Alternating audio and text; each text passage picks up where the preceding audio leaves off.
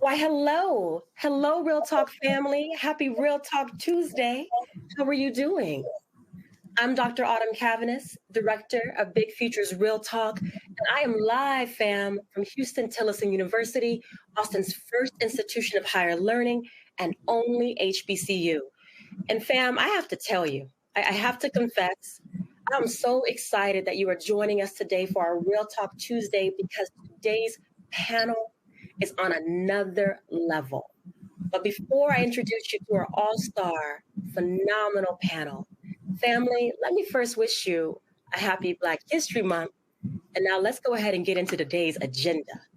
So you know we only have 60 minutes, right? And it's going to go by like this, all right? Today, as promised, you will meet our phenomenal all-star panel. Then we'll share a few of our learning objectives. We'll play a little game known around here on Real Talk as Big Facts or Big Cap. Then you'll hear from our panel 3 ways to attend college with less debt.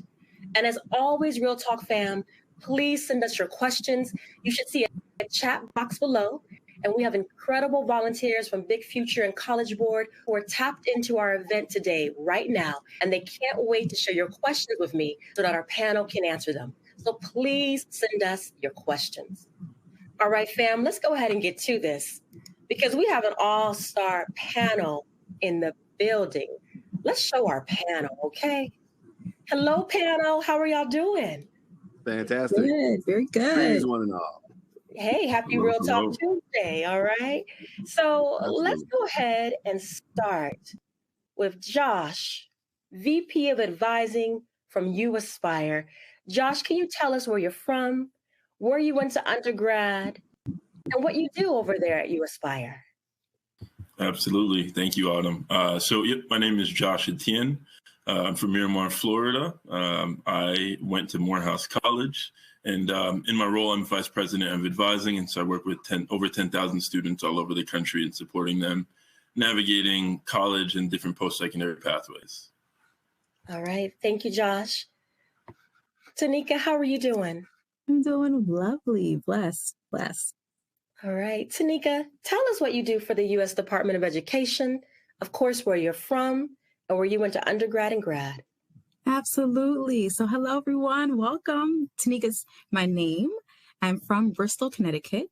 I went to undergrad at Eastern Connecticut State University, and I work for the United States Department of Education in federal student aid, where I help students and families and partners understand everything about all of our programs. That includes the FAFSA, that includes student loans, that includes student debt, that includes everything that you can imagine through federal student aid. And I'm happy to be here. All right. Thank you, Tanika. All right, Robert, how are you doing today? I am fantastic. All right. Can you tell us a little bit more about what you do at the CBCA? And then can you also let us know hometown, undergrad, and grad? Okay. So first, I want to just say, Autumn, I really want to thank you for giving me an opportunity to be on Real Talk. Just within the last 48 hours or so, thinking about what this means to so many different parents and students throughout the country, really started to resonate within that period of time. So I'm excited about being a part of this effort. Now, in terms of you say the name, obviously, Robert Mason, undergrad, Virginia State University, go Trojans. Grad school, Clark Atlanta University, and I hail from Roanoke, Virginia, the great Star City of the South. All right. And then can you also tell us your role at the Common Black College Application, Robert? I am the president and founder of the Common Black College Application, or as it is more affectionately known as, the CBCA. All right. Well, thank you for being here. And I tell you, Real Talk fam, between our 3 illustrious panelists, from Josh to Tanika to Robert, our panelists are amazing. So let's go ahead and get into what our learning objectives are going to be today. All right. So fam, you're going to learn 3 ways for your team to attend college with less debt, discover specific steps you can take now to help make that happen, as well as know that over at bigfuture.org, we want you to know that we have your back. And fam, you're going to see all throughout our event today, you're going to see QR codes on the right-hand side of the screen. Go ahead, scan those QR codes. We'll run them back at the very end of our event, but know that those QR codes are going to direct you directly to resources that can help you as you navigate you and your team figuring out how to attend college with less debt.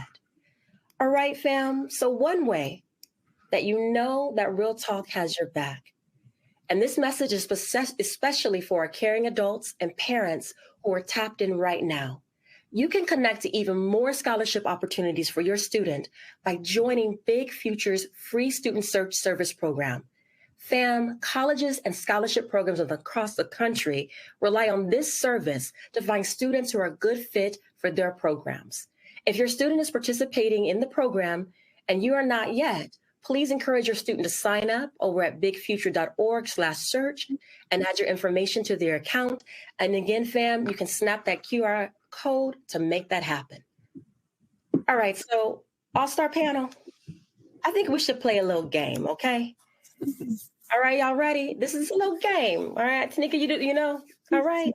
This is going to be called Let's Play Big Facts or Big Cap. Now, Tanika, I saw you do this first. So can you give us some insight into what the difference is, big facts or big cap? Big facts is there's no debate. This is fact. You cannot, debate it at all. Big cap is you are friend. Let's keep it real. That is not what's happening. All right.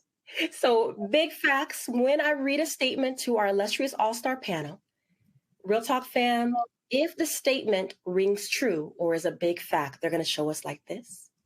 All right. If the statement is false or big cap, as Tanika shared, they're going to let us know by this. All right. So let's start right here, fam. The best time to begin planning for how to pay for college is during one's senior year of high school. Big facts or big cap? All right. Okay. That's right. We all on the same page. Big cap. Robert, I'm going to go to you. Why is that big cap? What was the question again? Sure. So the best time to begin planning for how to pay for college is during one. I'm sorry. So I'll give you a very practical example. I'm in high schools throughout the country, right? Mm-hmm. And I'm in senior classrooms throughout the country.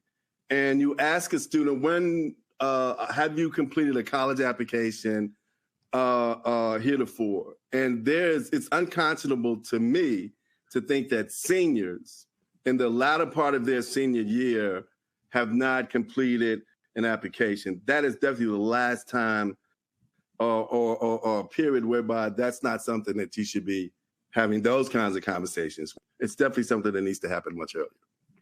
All right. Thank you, Robert. Next one, fam. The major you pick has economic implications, both for the college you choose and how much money you may earn immediately after college. Big facts or big cap, fam? Okay. We see a split decision. All right. We may come back to the split decision. We'll see. All right. Josh, can you help us out on that? Absolutely. So, the major that you picked does have major economic implications for you. Like it's going to determine what type of workspace that you go into, what your potential earnings are going to be at the beginning of your career and in the latter stages. I think that sometimes with the economic implications for the college, they are there. I mean, they want to fill out different majors, but I think that don't think that any student is too big to fail. You might even be the number one recruit in the country in whatever sport you play, and you could still fall out of good grace with the college for not having academics that you need.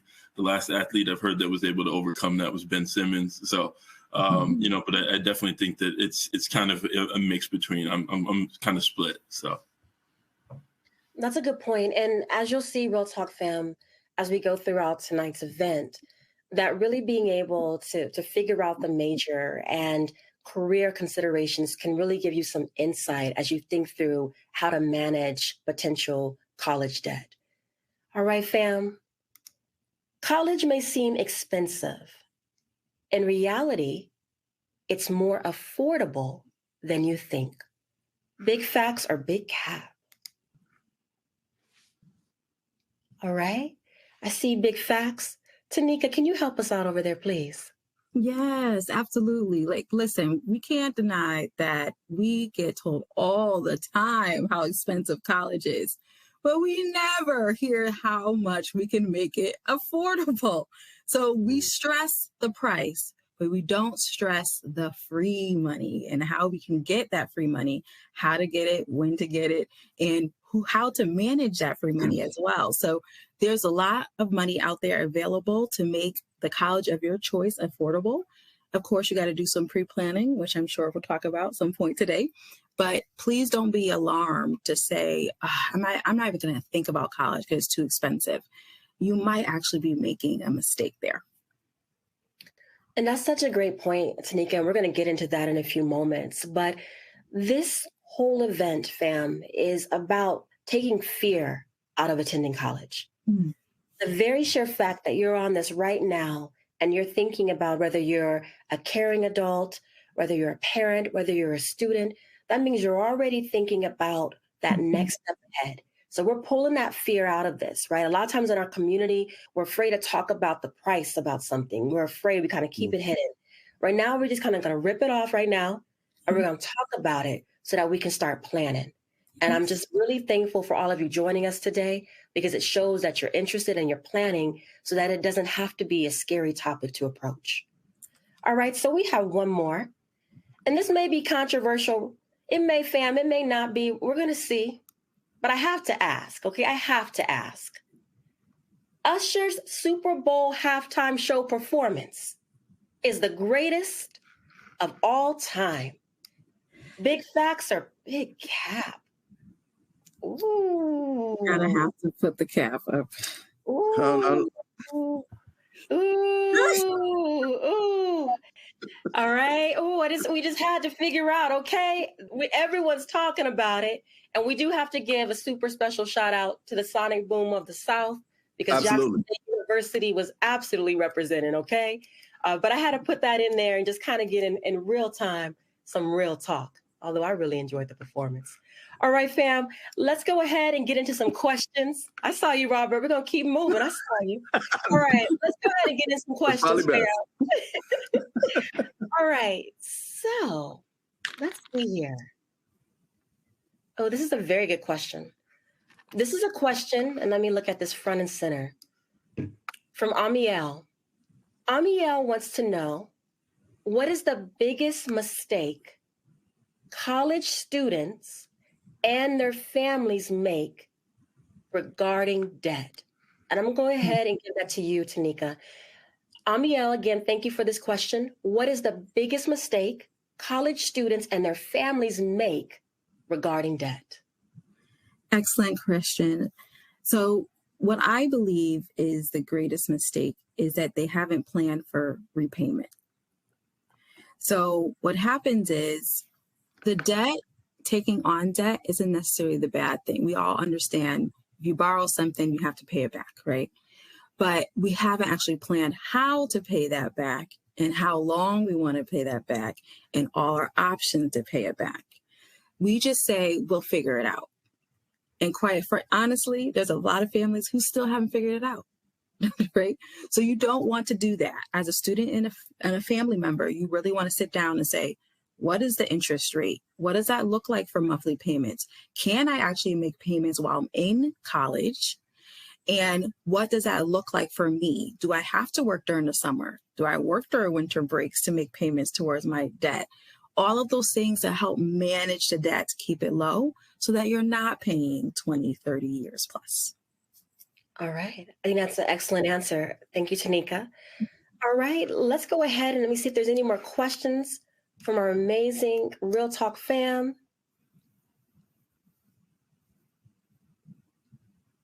Okay. All right. Let's see. Okay, this is a question that we'll get into, but we're going to go ahead and this is from Jennifer. And Jennifer, this really follows what you just said, Tanika. I think it piggybacks very well.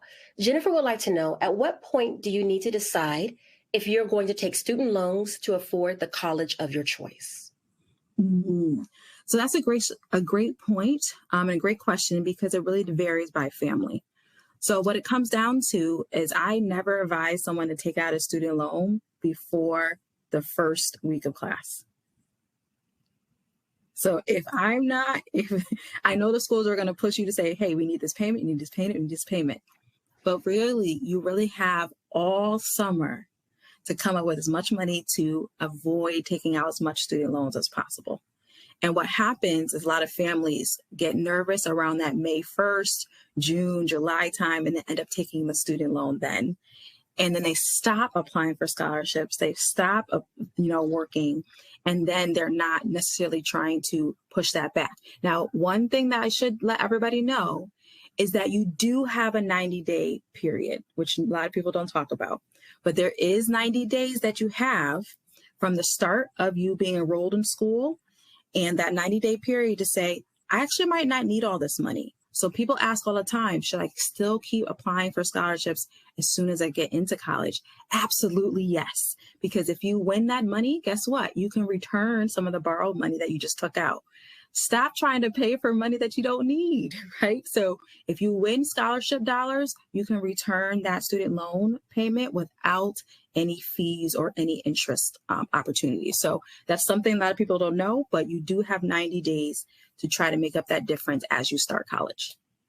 Thank you, Tanika. And that was a wonderful question, Jennifer. All right, fam, let's keep going, because we, again, are going to talk about how to attend college with less debt. We're going to give you 3 ways, okay? The first one, we're going to talk about your major matters. The second one, fam, we're going to talk about the colleges you consider. And in the third one, we're going to have some college funding strategies.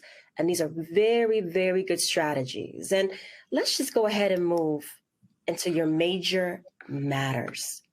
All right. So, fam, again, you see on the side a QR code.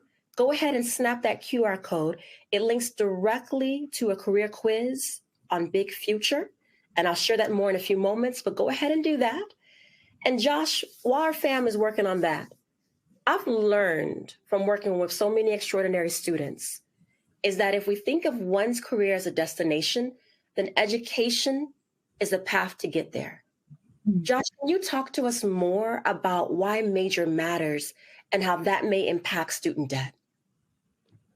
Yeah, absolutely. And I'd say that choosing a major is a really important decision. It may be a life-changing decision. It's definitely a career-changing decision.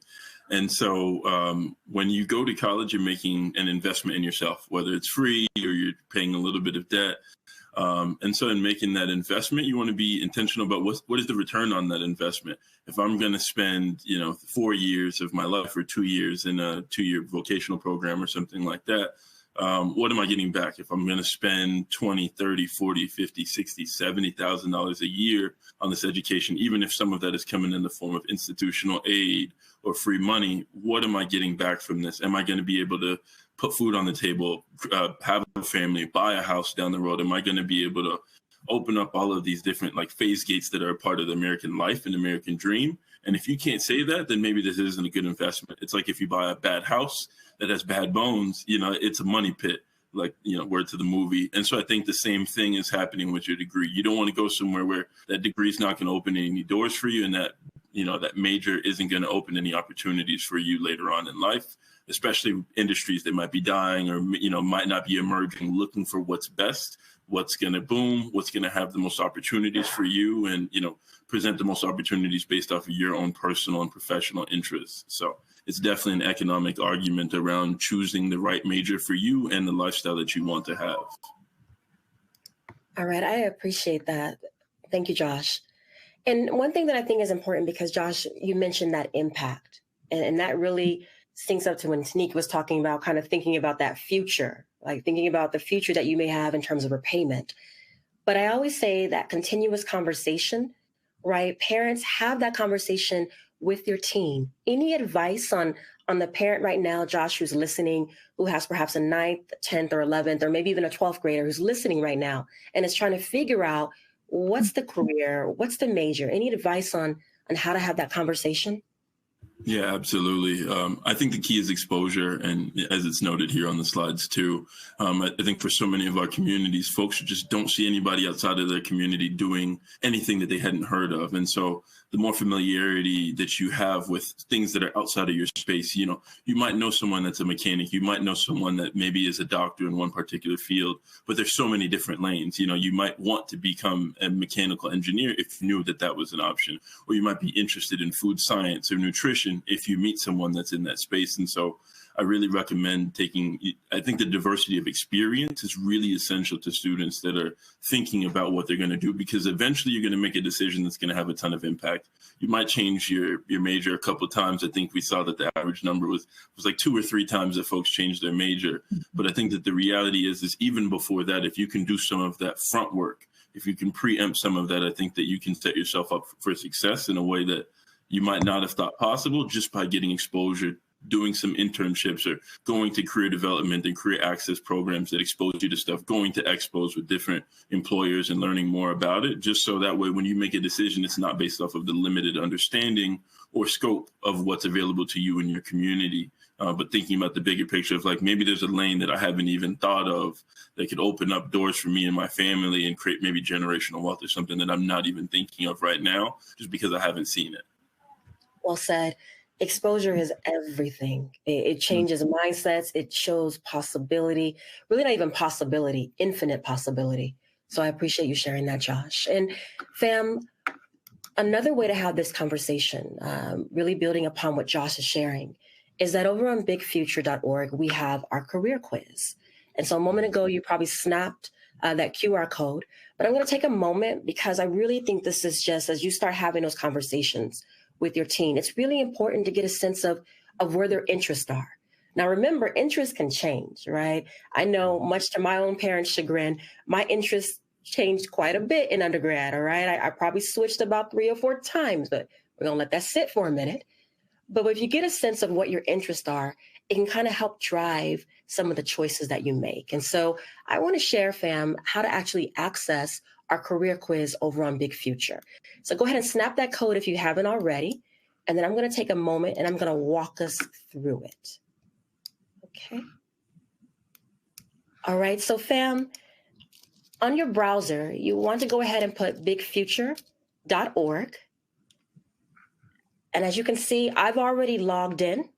All right. So you'll actually see a little bit more about our career quiz, and I'll share some insight even more about me. Then you want to tap Explore Careers. Once you tap Explore Careers, go ahead and come down and go to Career Quiz. Now, our career quiz, it takes about 10 minutes. It's less than 60 questions, and it really gives you some insight into your interest areas and careers. And so this is actually my career quiz results. All right, this is me, Autumn Dawn. And you're going to see a little bit more about me. So when I took the quiz, again, about 10 minutes, I found out that my interests were in artistic, enterprising, and social, right? These are my interests. And you can see there's several interests that may connect with your team. And then what I love best about this is that you can start getting some insight into some areas or some career potentials or possibilities that may resonate with your student. So when Josh was talking about internships, paid internships, a lot of times I have found when a student's trying to explore between different career interests, an internship in one of areas or more can help navigate and kind of nail down what resonates best with that team. So here, we're just going to explore my career quiz matches, right? There were about 30 here. And I have to say, fam, a lot of this I did, right? Radio and television announcer. I did some things in terms of PR, writer. I'm a journalism major. But what I love about this is that you can actually add this to your list on Big Future. And then you can kind of go in here and look at median yearly income. And I think this is really important because when you look at the median yearly income, you can get a sense of what your teen may make. So as Tanika was sharing earlier, kind of thinking about that future, and as Josh was talking about thinking about the future and the major that you decide matters, it starts to give you some insight, right? Then take a look over here for income and hiring. You get a sense of, right, the 10 percentile, what they're making in terms of this particular career. This is why I had my parents really worried about my journalism major. You get a sense of the median as well as the high earners. And then I love how that you're able to get a sense of the projected growth rate, right? That is almost 12% for this career. So as you're planning, you can start thinking about it. Then education will give you some insight in terms of what education level do writers and authors typically have. And so these are all these things that you can explore over on Big Future, just taking a look at our career quiz. All right, so fam, let's go ahead and let's talk a little bit, Robert, about the colleges you consider. And I'm curious in terms of the colleges you consider and how we can use that to navigate or less our college debt. But I want to hear about becoming an informed consumer and some more about the Common Black College application that you founded. Absolutely. Autumn, you know, as I'm sitting here and listening to the tool that you guys have put together in terms of this interest tool, I think one of the biggest issues, one of the biggest challenges that we face or that I see daily is the lack of information that parents and students have relative to the college application and the FAFSA process. Mm-hmm. And I think, and when you start to talk about debt versus an investment, I think you as parents need to start by, as soon as humanly possible, sitting down at a table with your team and finding out who they are and where they are. Because that's where you begin to either make an investment or you determine if, in fact, it's worth it to make that investment. It may involve say, hey, you know what? Let's back up, because I'm looking at some of the comments, right? And I see these comments all the time. You know, you have parents that'll call and say, hey, I'm calling to check on the status of my daughter's or son's application. And I'm like, well, your daughter received X information. It's like, well, we didn't get it. I'm like, ma'am, did you fill out the application? That's a problem. And that's something that you would have identified potentially when you had that conversation at that kitchen table. You know what I mean? So all of this and that tool that you just demoed would be a great asset to parents trying to figure out where their kids are. You know what I mean? Because I think that's one of the biggest challenges that we face. You know, we as parents have a tendency to ignore where our children are, and we say, hey, you can do it, go on to school, and you end up making what you think is an investment, but you end up going into debt potentially because that student didn't finish school. So I definitely think, you know, that would be your point of departure as it relates to being able to make an informed decision about your student's future. There are a couple other things that I would suggest. One is having that conversation with your son or daughter. That real talk, to sit down and say, okay, this is where we are. Find out what the actual GPA, and you'd be surprised how many parents don't truly know the GPAs and test scores of their students. And you meet with those counselors. And last but not least, you meet with their friends. Because there are studies that suggest that if, for example, the reason that I was successful, my best friend and I went to school together.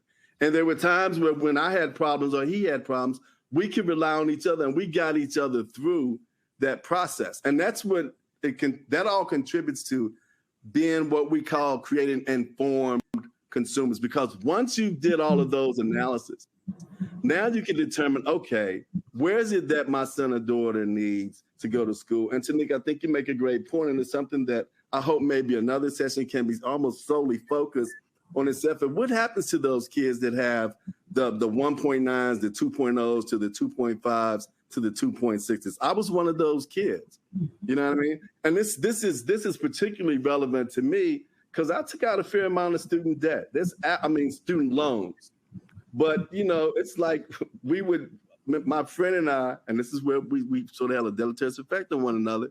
He's like, Rob, I'm going to financial aid to apply for this loan. What you going to do? Max. we get the maximum amount of money. Tanika, you know what I'm saying, right? You know Tanika said that's right? Big cap. Don't do that. Hello. We go up in there. It's like, look, it'd be like 3,000 to 9,000, right? Mm-hmm. Coming out, what'd you do? I maxed. So you do that, 3 or 4 years, it adds up. But again, that all contributes to you haven't sat down with your son and daughter and know where they are. So as far as the app is concerned, then now you're in a position to complete the Common Black College app. And you can complete the app and currently apply to 66 schools for $20. I call this hedging your bet. If your son or daughter is interested in going to one of the schools that's on the Common Black College app, they absolutely need to complete the app. If they're interested in 2 or 3, there's no doubt about it. But even if they're not, they need to complete the app if they're interested in attending an HBCU. Granted, all the HBCUs are not on there, but you know what I find, and I'm sure all of us have seen this at one point or another, life happens. You know what I mean? You may not get admitted to the school that you're interested in attending. You may not get the financial aid package. I mean, it's just so many things that can happen, just life. You know what I mean? So to have some options, to be in a position where you could potentially have several different acceptance letters, financial aid packages, scholarship offers, and that's what we call making an informed decision. Because now you're driving the process as opposed to waiting on those 2 or 3 schools. So again, guys, I just want to reiterate, I strongly encourage you to take advantage of this tool that Autumn just demoed and use that tool, again, to sit down with and I'll say this and I'll close. I oftentimes find that parents think, again, that their sons and daughters have a 3.0 or better. Students seem to think that their parents have saved $100,000 for them to go to college. And neither one of the two things are true. And that's when you get into trouble. You know what I mean? And you have to take a realistic look at who your kids are. Always think of the CBCA as a resource that you can use because, again, to be able to pay $20 to apply to 66 schools, I'm sure all of you guys have probably seen somebody in the last 5 or 6 years or so that's completed the app and they received hundreds of thousands, if not millions of dollars in scholarships. 9 times out of 10, they completed the Common Black College app. But I'm just as proud of the fact that those students like myself that had a 1.9, a 2.0, are being successfully admitted to some of the colleges that we work with. All right. Thank you, Robert. And go ahead, fam. You see on the right-hand side of the screen, 2 more QR codes. The first one, at upper right, is Discover HBCUs. And so I'm going to show in a few moments how you can access our comprehensive list of HBCUs over on Big Future. And then I'm also going to show you something really special in terms of being able to figure out which institutions over on bigfuture.org actually accept the Common Black College application, or the CBCA. But before we get there, Tanika, can you tell us real quickly, because we're going to get to some questions in the chat, what is financial fit? Can you tell us a little bit more about that? Okay, so financial fit is basically saying how much can my family how much can my family not only afford, but is comfortable with the investment in. So every school has different pricing, right? So don't just think of it as like, oh, in-state is cheaper than going out of state. That's not always the case, okay? Because it really depends on the financial aid of that institution and any additional grants or scholarships that you get. So if there's a big alumni giving of that institution, that can really help as well, depending on how well known that institution is, or if they do want to recruit more diversity numbers on their campus. All of those things impact how much aid could potentially have for a fit.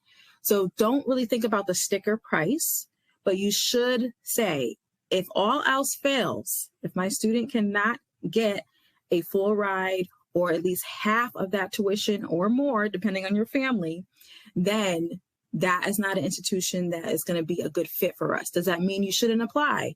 No, you should apply because you don't know. You will not know until after you get your financial aid package. So still apply. I feel a lot of families say, oh, that's out of the price land, don't even apply. No, you don't want to do that. You don't want to cut yourself out of the running without them. Let them tell you no. Okay, let you figure it out later, but don't tell yourself no first. So apply, and then to say, this is what we need. This is how much our family can contribute to you for the year. And whatever institution fits that budget, that is what we can look at closer. All right. Thank you, Tanika. And one way that CBCA and kind of thinking about some of the colleges you consider is that you're able to look at so many financial aid offers in one time, one place, right? So that helps you make that decision and think of what's best in terms of financial fit for your family and for your team. All right, y'all, I'm so excited. I have to demo this so y'all can see this. Give me a second. Go ahead and snap the HBCU code and our CBCA code on that right side of the screen. And I'm going to show this because this is just, family, it's chef kisses, okay? I'm just excited about this. All right. So again, when you go to bigfuture.org, okay, then what I want you to do is I want you to go ahead and come to Plan for College. All right. When you come to Plan for College, then I want you to go to College Search. Okay. So you can see literally 4,440 colleges that you can learn more about and explore with your teen over on bigfuture.org. Then what I want you to do, because I want you to access all of our HBCUs that are listed over at Big Future. So this is what you saw on that QR code, but this is how you can kind of do it step by step. Click type. So you can see college level by 4 to less than 2 year. College type here in terms of public, private, career and technical, as well as international. And then special mission. And what I want you to do, Real Talk fam, is click right here for special mission. And you can also add additional parameters to this as well. And then we're going to filter and we're going to show all of the colleges on bigfuture.org that are HBCUs. Okay. So you can kind of take a look here. And then you can also filter and sort by, for example, highest graduation rate, SAT range. You can do it alphabetical. We can do reach, match, safety. We'll talk about that a little bit later this spring on Real Talk. But this gives you the layout of the land. Now, fam, this is the first time. This is what we almost consider, Robert, a world premiere, okay? So I'm going to go ahead. I'm going to clear this all. And let's say, okay, I need to figure out which institutions are CBCA. What I want you to do, fam, is click on admissions. I want you to come all the way down here to application types accepted. Go ahead and click on Common Black College App, CBCA. Then we're going to show colleges. Wow. Okay. And it's here. And I'm going to go ahead and I'm going to do this alphabetically because I shared earlier, and I'm going to scroll pretty fast, okay? Because I'm going to get to the H's and we only have about 20 more minutes and we need to get to your questions in the chat. But since I'm on the campus of Houston-Tillotson University, right? My dad's alma mater, my great aunts and my great grandmother's alma mater, I think it's only fitting that I save the college to my list. And let me go ahead and go check out HT. Wow. So fam, I know that HT, if I go ahead and apply for CBCA, I can also apply to HT through that application. And I can see the graduation rate. I can see average SAT score, College Board code as well. I can learn more about this institution, that it's affiliated with United Methodist Church. Then I can look at admissions. I can see where I would fit by the numbers, by SAT. I can look at also academics, AP credit policy. Then I can take a look at cost, right? And Tanika shared a few moments ago about the sticker price. So that gives you some additional insight. And fam, we're going to talk about that more in some upcoming Real Talks. But for now, have a good idea and a good sense of how to really access institutions that may work best for your team? Autumn, can I say something briefly? Absolutely. And looking at this, to think that we've been included in a tool of this magnitude when I first started the company, we couldn't get into certain high schools. And to see something, I'm sorry, guys, to see something like this, to think from whence we came, the couches, the floors that I slept on. I just want to say thank you. I'm sorry. No, you are absolutely welcome. Thank you. I'm sorry, guys. Now, when I tell you, fam, this is an absolute honor to share in our Real Talk with our illustrious all-star panel. We really think about our community in mind and to be able to take advantage and have exposure to all the resources. And so we thank you for all your work on CBCA, for your work, Tanika. We thank you for your work, Josh, within our community. And this is just an honor. I couldn't wait to debut and share this. And super special shout out to our production team over at Big Future and College Board, who really worked overtime to make sure that we could make this happen for today's Real Talk.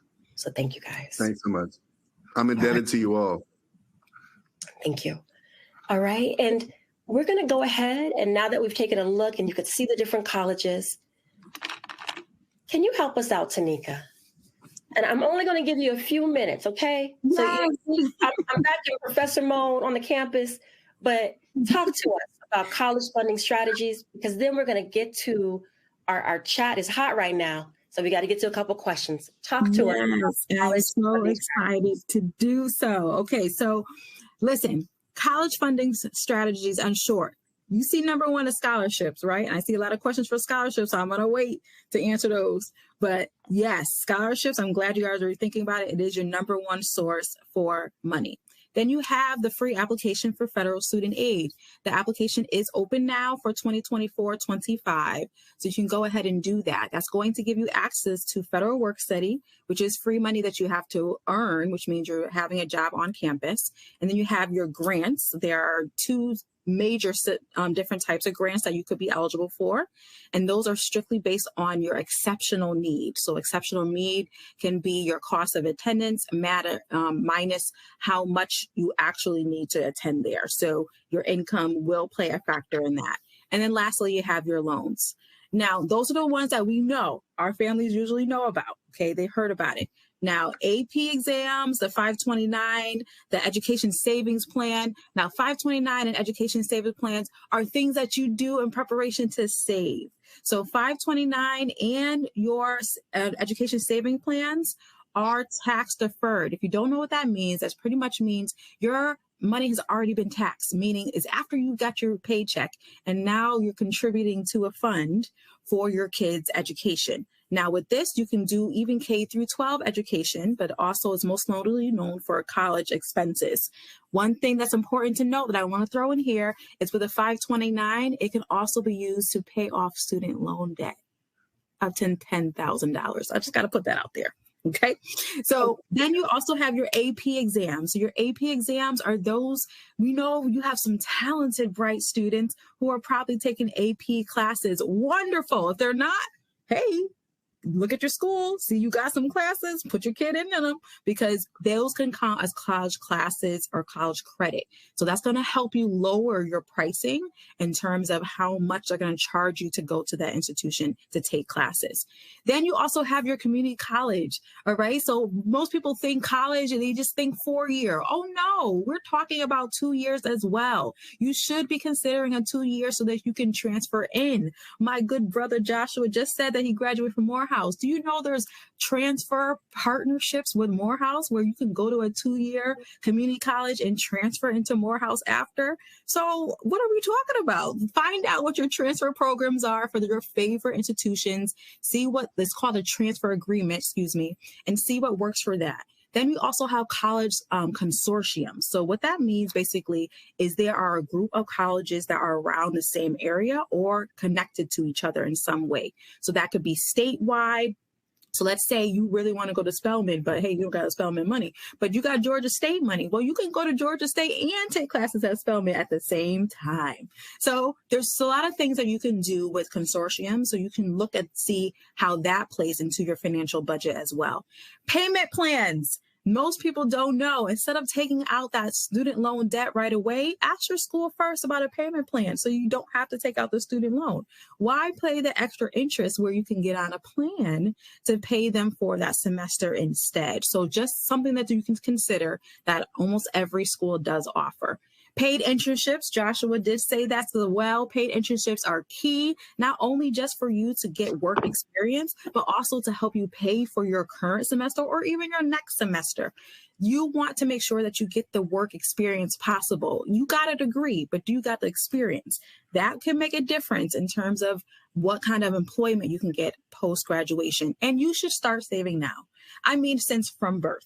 So if you have somebody who's coming to baby shower soon, you better help them get a payment plan together because we know the expensive college can be. So if you're starting off slow with this, do not worry. You do have time right now, but I don't want you to think you have too much time. Again, remember that big no cap situation about waiting until your senior year. So we want to make sure that you are starting now with savings, putting some money aside, whether it be $20 a week. Hey, we all have something every single year, and that's called a birthday. So we might as well start asking people to put some money in my birthday account for my school. So there are a lot of things that we can do to be creative. We're Black people. We are creative all the time. So let's just make it happen when it comes to paying for school.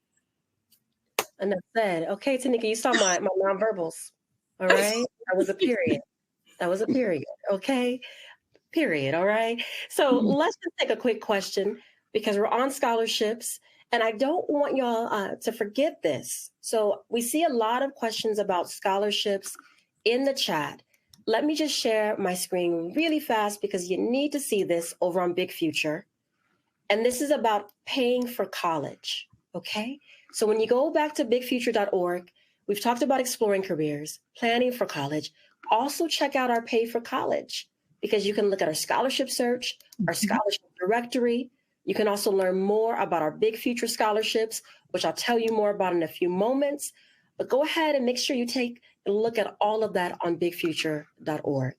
All right, let's get to a quick question, if you don't mind, Tanika, about scholarship, okay?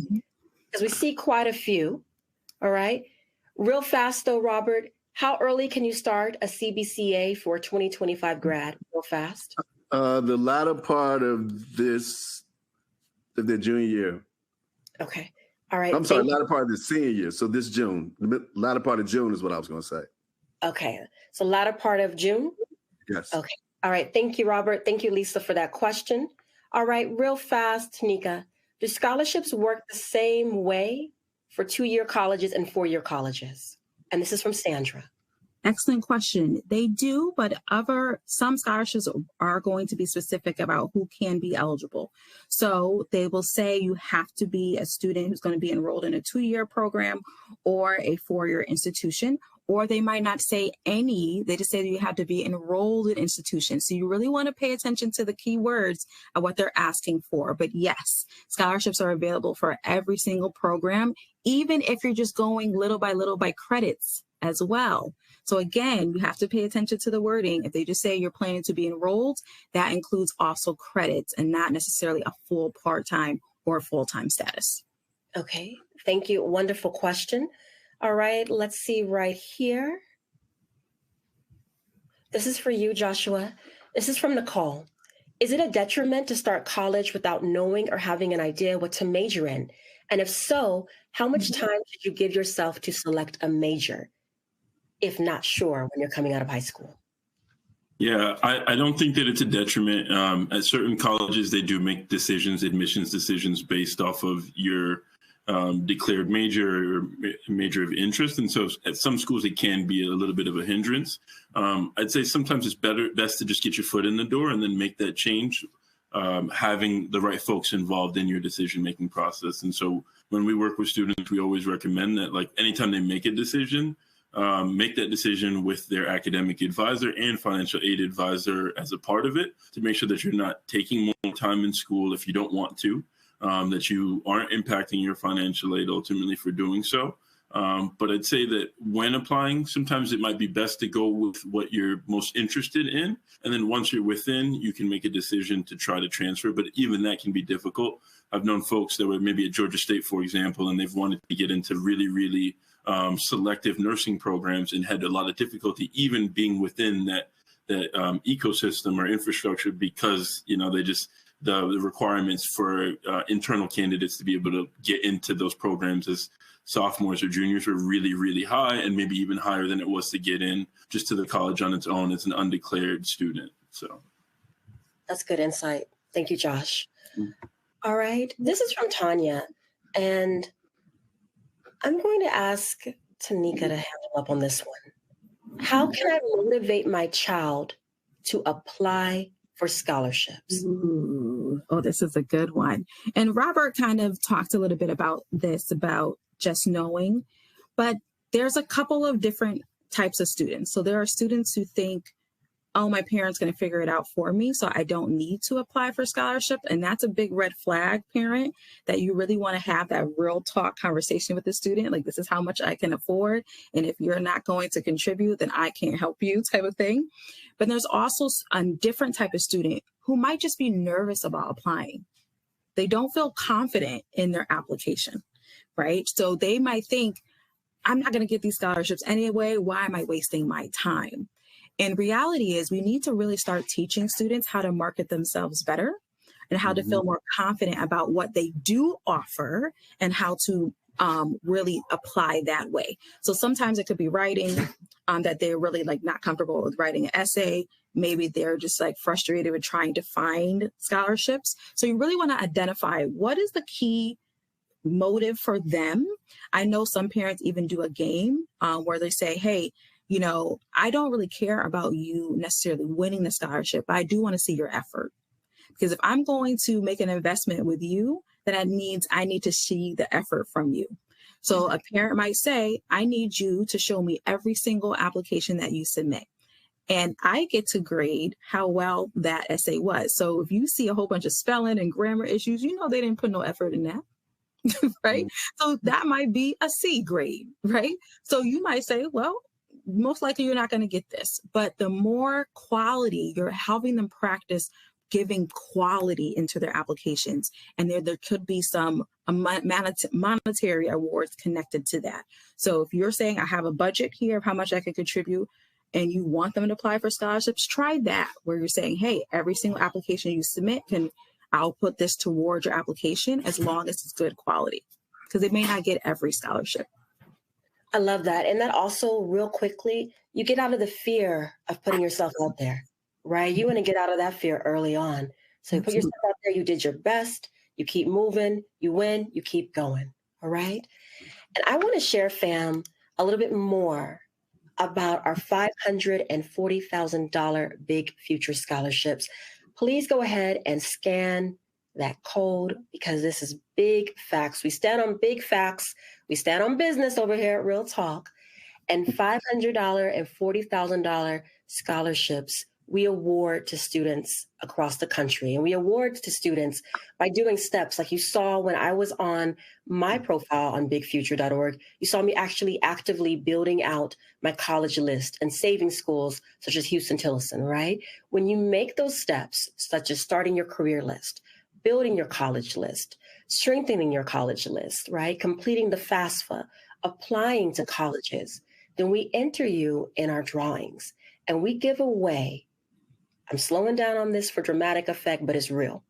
We give away every month 2 $40,000 Big Future scholarships, as well as hundreds of $500 scholarships. And Robert, you mentioned this earlier in terms of a GPA, right? Mm-hmm. There is no GPA that we associate, right? So you don't have to have a 3.5 to be eligible for the training, right? You don't have to complete an essay, right? It's not tied into whether your parents have a certain household income or not. Really, it's tied into you actually making action that will help you figure out what is the right first step for you, for your student after high school. So go ahead and snap that code. And I have to brag because, again, we stand on business. This is one of our students. This is Carrington. She was on one of our Real Talks in the fall. She's at Prairie View PV, you know. And so we're real proud of our PV student as she finishes up her first year. Okay, we're going to try to get one more question in. I'm going to try to get as many as we can, fam. Let's see. Every month. I was like, what? Big facts, okay? No, big facts, all right? All right, so let's see. Nanette wants to know, quickly, is it worth the extra debt to go to an out-of-state college? I think we all have different opinions on that one. No. Okay. All right, someone talk to us. I'll just make a quick suggestion. Again, guys, in my mind, decisions relevant to going to college is a family decision because it involves so much, not just you as a student, but your finance in terms of what your parents or your auntie or whomever is going to be contributing to your application process. So the only thing I would suggest is that you include as many people as humanly possible in that process. All right. I think that's a really good response to that. And what I would love to ask, we have a couple minutes remaining, is I would love to know from each of our panelists, right? What advice would you give to your 18-year-old self about how to figure out paying for college? And I'm going to start with you, Josh. Yeah, advice that I would give to my 18-year-old self, be patient, be kind to yourself, and turn over every stone, every rock, explore every avenue, have every conversation. Don't be afraid to talk about money. Break the generational and our community's curse about talking about the finances and economics around stuff. I think just be vulnerable and have those conversations and be transparent about what you need. Thank you, Josh. How about you, Tanika? I would say learn how to be more confident in marketing myself. I really did not know how to tell my story at all. I just wrote essays for class, but I did not. When somebody said, why do you want to major in this? What inspired you? Any of the scholarship essays, I literally just wrote something really broad, and none of that wins scholarships. I had to really dig deep to say, why am I doing this? Why am I going to school? What do I want to do? And marketing, learning how to market not only myself, but what I wanted to do also helped me career-wise as well. So that skill set carries you throughout the rest of your life. So I would say at 18, figure out what you love and how do I say that? What's my story? Thank you, Tanika. Just be committed to push beyond self-doubt. Mm-hmm. Period. Okay. Period. All right. So, fam, I told you our illustrious panel, they brought it, okay? I'm just letting you know. Really, no crumbs left. Our panel brought it, okay? Absolutely big facts. So, fam, I went ahead, look at some of our QR codes that we have on the screen, our career quiz, figuring out about our big future $40,000 scholarships, discovering our HBCUs, discovering our CBCA. And then, fam, you can always reach out to us over at realtalk@collegeboard.org. Again, that's realtalk@collegeboard.org. If you have questions, let us know. Talk to us, write to us. And then, fam, parents, please make sure you share with your teen about our upcoming Real Talk that is going to be, again, on another level, Tuesday, February 27th. 8 p.m. Eastern, 7 Central, 5 on the West. And we're going to be talking about how to secure the bag and your dream job. So please make sure you share that event with your student and tap in and ensure that they're aware. Fam, I appreciate you. Thank you, Robert. Thank you, Josh. Thank you, Tanika. I appreciate you. Real Talk fam, I appreciate you for hanging out with us today. Again, we are demystifying the process on 3 ways to attend college with less debt. You know what? Our time is up. We're going to finish on time, fam. Wave goodbye, y'all, to our Real Talk family. Wave bye, y'all. Have a great one, you guys. Thank you. Bye.